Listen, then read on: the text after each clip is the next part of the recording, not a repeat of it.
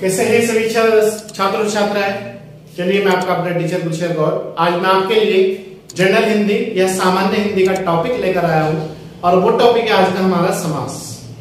समास से हमारा किसी भी एग्जाम में जिसमें हिंदी आती है, आप सीटेट का एग्जाम दीजिएगा वहां भी कम से कम 2 नंबर के आएंगे, ग्रुप सी का दीजिएगा कम से कम 2 नंबर है, आप ग्रुप सी का उसका लेखपाल पटवारी का दीजिए कम से कम 2 नंबर है, पुलिस एसआई का दीजिए 2 नंबर है, बंदी रक्षक का दीजिए 2 नंबर है। मतलब ये कहने के एग्जाम जिसमें भी हिंदी आती है एग्जाम में, वो चाहे कोई भी एग्जाम उसमें समाज से कम 2 नंबर का आपका क्वेश्चन आंसर आना ही आना है। आपके 2 नंबर पक्के हैं आज की क्लास लेने के बाद, आप ध्यान रखना इस चीज को। तो समास हम जो है आपका 2 पार्ट में कंप्लीट करेंगे, पार्ट 1 और पार्ट 2। तो आपका आज का जो हमारी क्लास है पार्ट 1 है। आइए देखते हैं समास किसे कहते हैं, परिभाषा वगैरह देखते हैं।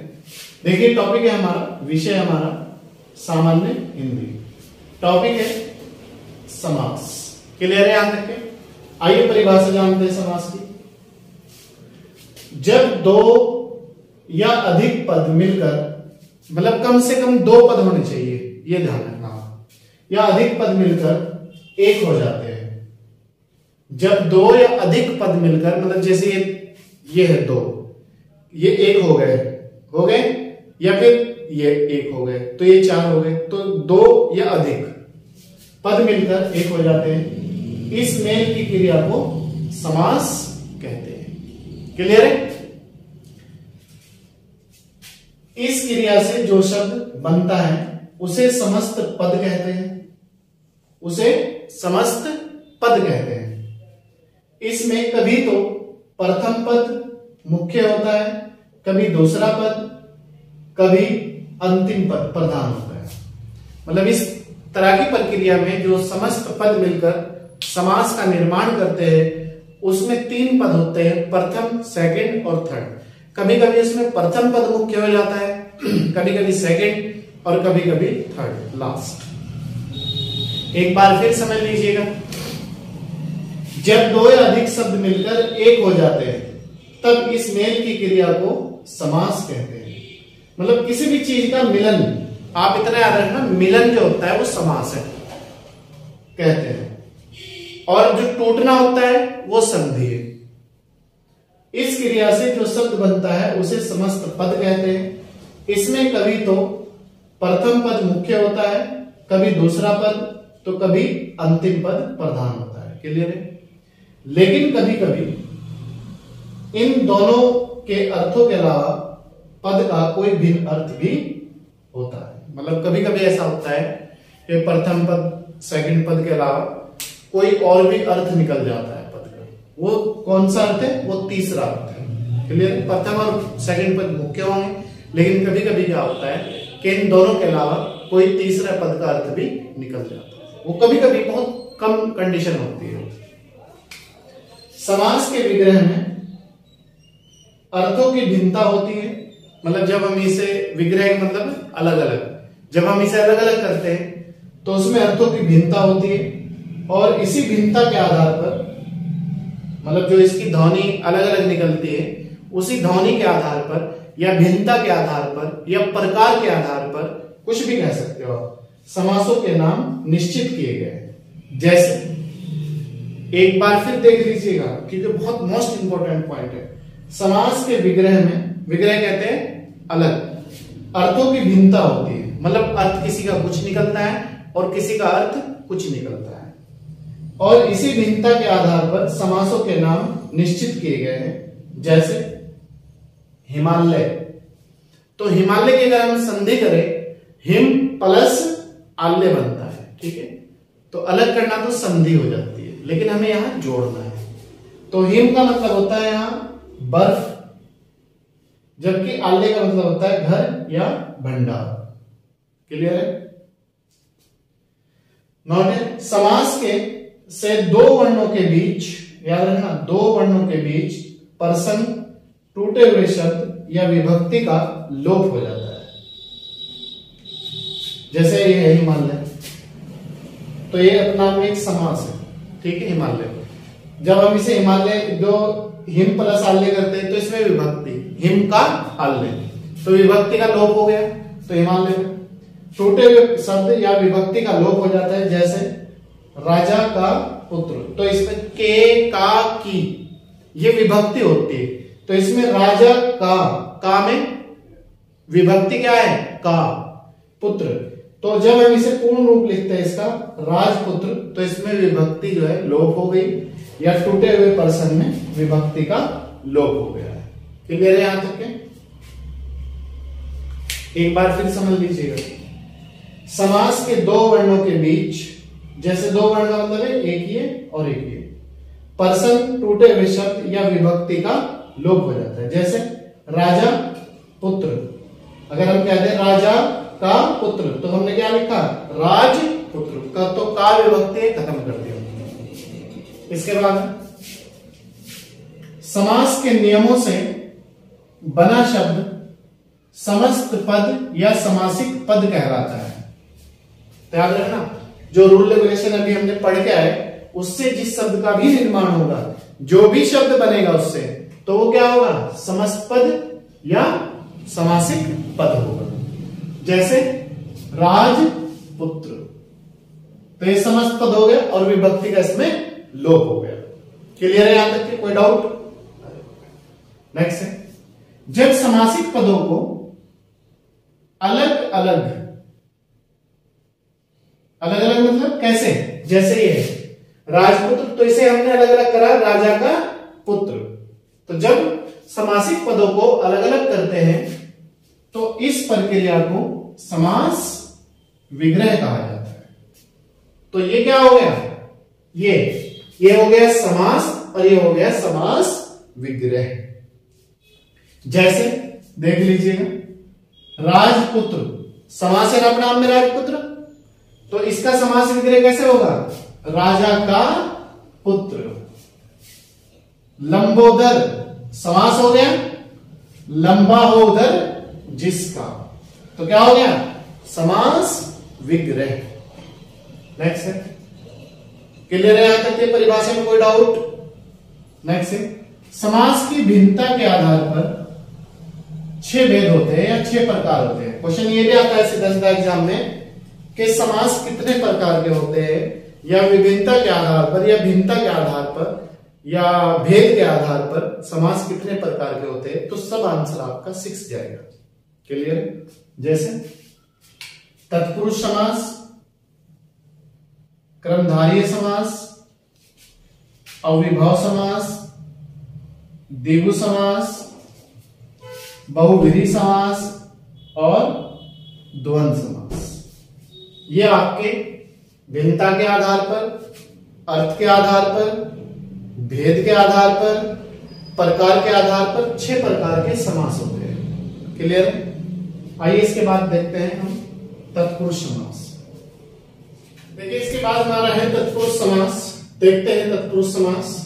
तत्पुरुष समास के 6 भेद है। आज हम तत्पुरुष समास ही कंप्लीट करेंगे, ठीक है? बाकी पार्ट 2 में आपको कंप्लीट उपलब्ध होगा। वह समासिक शब्द जिसका उत्तर पद प्रधान होता है, मतलब उत्तर पद मुख्य होता है, और वह पद विशेष्य होता है, मतलब जो उत्तर पद होगा मुख्य होगा, प्रधान होगा और विशेष्य होगा, तथा प्रथम पद गौण होता है और वह विशेषण होता है। ऐसे समास को तत्पुरुष समास कहते हैं। तो क्वेश्चन ये भी आ सकता है कि ऐसा कौन सा समास है जिसका प्रथम पद मुख्य होता है और वह विशेष्य होता है प्रथम पद, तो वह है आपका तत्पुरुष समास। दूसरा घुमा सकता है कि ऐसा कौन सा समास है जिसका उत्तर पद गौण होता है, प्रथम पद गौण होता है और वह विशेषण होता है, तो यह हो जाएगा आपका तत्पुरुष समास। यह भी क्वेश्चन दे सकता है एग्जाम में कि ऐसा कौन सा समास है जिसका निर्माण विशेषण और विशेष्य गौण और आपका प्रधान से मिलकर होता है, तो हो जाएगा आपका तत्पुरुष समास। देखिए विशेषण क्या है? जो संज्ञा सर्वनाम की विशेषता को बताती है, जो संज्ञा सर्वनाम की विशेषता को बताती है उसे क्या कहते हैं? विशेषण कहते हैं। तो विशेषण वो होगा जो संज्ञा सर्वनाम की विशेषता को बताएगी, वो विशेषण हो जाएगा। विशेष्य क्या है? जिसके संदर्भ में विशेषण बताया जा रहा है, जिसके संदर्भ में विशेषण बताया जा रहा है, मतलब जिसके बारे में विशेषण से संबंधित बात की जा रही है, और जिन शब्दों की व्यक्ति या वस्तु का बोध, जिन शब्दों से है, यहां आप से कर ले सकते,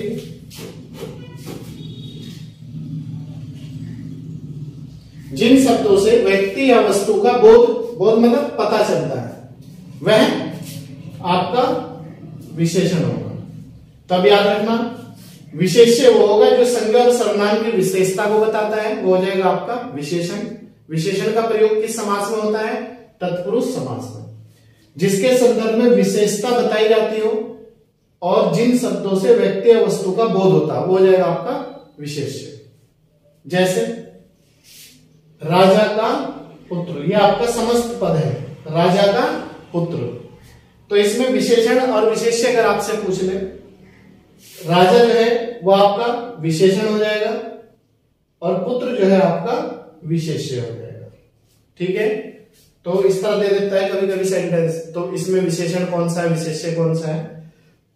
तो राजा विशेषण है और पुत्र विशेष्य है, क्योंकि इसमें विशेषण वो होगा जिसके संदर्भ में बात की जा रही है। और बात किसके संदर्भ में की जा रही है? राजा। दूसरा है तत्पुरुष समास के कितने भेद है? 6 भेद है, याद रखना। टोटल कितने समास है? 6। कौन से समास के 6 भेद है? तत्पुरुष समास को 6 भागों में बांटा गया है। देखिए, कर्मधारय तत्पुरुष समास। कर्मधारय तत्पुरुष समास की जो पहचान होती है वो होती है को से। अभी मैं सेंटेंस बताऊंगा आप लोगों को। कर्ण तत्पुरुष समास से कॉमा द्वारा, इसकी पहचान होगी से और द्वारा, इसमें लगेगा से और द्वारा का प्रयोग होगा। संप्रदान में के लिए, अपादान में से अलग होना, किसी चीज से अलग होना, जैसे घर से, स्कूल से, पेड़ से, एक्स वाई जेड। संबंध में का, के, की। अधिकरण में कॉमा पर। तो कभी कभी ये भी दे दे किस समास में से द्वारा का प्रयोग होता है? तत्पुरुष समास में। किस समास की पहचान को से होती है? कर्मधारय। किस समास में से अलग होने का बोध होता है? अपादान। किस समास में विभक्ति का, के, की लगती है? संबंध तत्पुरुष में। तो कभी कभी इस तरह भी देते हैं एग्जाम में क्वेश्चन। इसके बाद देखिए, अब हम ये कंप्लीट करते हैं 6 समास। कर्मधारय तत्पुरुष समास जिस समासिक शब्द के विग्रह में को विभक्ति का प्रयोग होता है। जैसे शब्द आपको स्वर्गवास में कौन सा समास है? तो आप याद रखना स्वर्गवास, तो इसमें जो है कर्मधारय तत्पुरुष समास में को की पहचान होगी स्वर्ग को वास। तो को विभक्ति लग गई इसमें। देखो कभी कभी क्या करता है वो एग्जाम में, ये भी ध्यान रखना, जैसे उसने स्वर्गवास दे दिया और उन्हें कर्मधारय नहीं दिया, उन्हें दे दिया करण, संप्रदान, अपादान और तत्पुरुष। तो फिर आप क्वेश्चन कर लेना तत्पुरुष समास, क्योंकि वो भेद नहीं दे रहा, वो मेन से पूछ रहा है किससे अटैच है इसका संबंध। फिर आपका गगन चुंबी, गगन को चूमने वाला। रथ चालक, रथ को चलाने वाला। आशातीत, आशा को अतीत। जेब कतरा, जेब को कतरने वाला। क्लियर है? तो इसमें कर्मधारय में को विभक्ति लगेगी सब में। दूसरा है हमारा करण तत्पुरुष समास में, समास में विग्रह से द्वारा विभक्ति का प्रयोग होता है। जैसे रेल यात्रा, रेल से यात्रा, तो से हो गया। सूर रचित, सूर द्वारा रचित। मन चाहा, मन से चाहा। शोक ग्रस्त, शोक से ग्रस्त। क्लियर है? तो से और द्वारा करण तत्पुरुष समास की पहचान है। अब इसमें भी यही बताने जा रहा हूं मैं आपको। अगर उसने दे दिया मन चाहा, कौन सा समास है, और उसमें आपको करण तत्पुरुष दे दिया, संप्रदान दे दिया, अपादान दे दिया और तत्पुरुष दे दिया, तो तत्पुरुष कर लेना फिर आंसर। टोटल देखना, अगर तत्पुरुष भी है और करण तत्पुरुष भी है तो करण तत्पुरुष करना आंसर में। इसके बाद हमारा तीसरा संप्रदान। देखिए इसके बाद जो है हमारा तीसरा समास है वो है आपका संप्रदान तत्पुरुष समास। संप्रदान तत्पुरुष समास, देखिए इसकी पहचान, इस समास के विग्रह में के लिए, मतलब एक तो के का प्रयोग होगा, एक लिए का प्रयोग होगा। जैसे हथकड़ी, हथकड़ी, हाथ के लिए कड़ी। क्लियर है? पाठशाला, पाठ के लिए शाला, मतलब पढ़ने का कोई स्थान। देश सेवा, देश के लिए सेवा। ये हो जाएगा आपका संप्रदान तत्पुरुष समास। चौथा समास है अपादान तत्पुरुष समास। जिस समासिक शब्द के विग्रह में से विभक्ति का प्रयोग होता है, तो से की पहचान जो होगी अपादान से होगी। देखिए जैसे देश निकाला, देश से निकाला। रोग मुक्त, रोग से मुक्त। पाप मुक्ति, पाप से मुक्ति। ऋण मुक्त, ऋण से मुक्ति। तो इसमें से का प्रयोग होगा अपादान में। नेक्स्ट है संबंध तत्पुरुष समास। जिस समासिक शब्द के विग्रह में का, के, की विभक्ति का प्रयोग होता है। देखो ये जो है ना, एक पॉइंट और ध्यान रखना, अपादान। जैसे मैंने कहा आपको पेड़ से पत्ते गिरे, तो पेड़ से पत्ते गिरे वो भी अपादान है। ठीक है, तो संबंध तत्पुरुष में विभक्ति का प्रयोग होगा का, के, की, तीनों विभक्ति। जैसे सेनापति, सेना का पति। क्लियर? पराधीन, पर के अधीन। राज दरबार, राजा का दरबार। देशभक्ति, देश की भक्ति। देश सेवा, देश की सेवा। तो तीनों विभक्ति बता दी मैंने आप लोगों को। संबंध तत्पुरुष समास की पहचान है का, के, की। वो आपको देगा सेनापति, तो ये आपको ध्यान रखना थोड़ा कि सेना का पति। तो किस समास की पहचान है का? संबंध। राज दरबार, राजा का दरबार, संबंध। देश यात्रा, देश की यात्रा, संबंध। क्लियर? नेक्स्ट है छठा और लास्ट है आज की क्लास का। इसके बाद कल हम पार्ट 2 में आपको समास नंबर 2 से कंप्लीट करेंगे 6 तक। अधिकरण में जिस समासिक शब्द के विग्रह में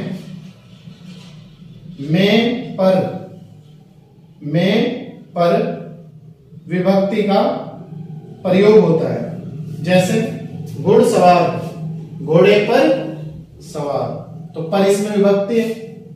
आनंद मगन, आनंद में मगन। गृह प्रवेश, गृह में प्रवेश। ये तो नहीं लिख सकते हम ग्रह पर प्रवेश, गलत हो जाएगा पढ़ा में, तो में विभक्ति लगेगी यहां। आप बीती, आप पर बीती। यहां आप में बीती नहीं लिख सकते, गलत हो जाएगा सेंटेंस। आप पर बीती, तो कौन सा समास है? अधिकरण तत्पुरुष समास।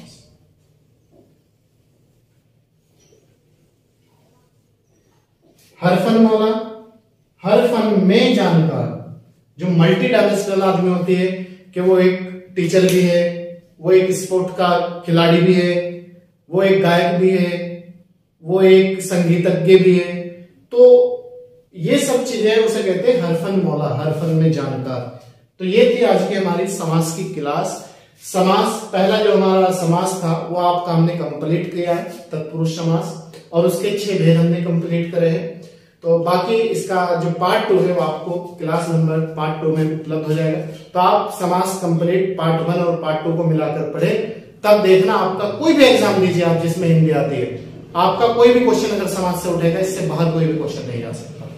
चलिए मिलते हैं आपसे नेक्स्ट टाइम। मैं आपका अपना टीचर गुलशन गौड़। अगर आप हमारे यूट्यूब चैनल पर नए हैं तो प्रतिदिन और कंटिन्यूटी के साथ जुड़ने के लिए आप चैनल को सब्सक्राइब कर लीजिएगा, लाइक और शेयर जरूर कीजिएगा, और अगर पुराने हैं तो कंटिन्यूटी के साथ जुड़े रहिएगा और लोगों को भी ज्यादा से ज्यादा जोड़ने का प्रयास करिएगा, और ज्यादा से ज्यादा चैनल को शेयर और लाइक जरूर करिएगा। चलिए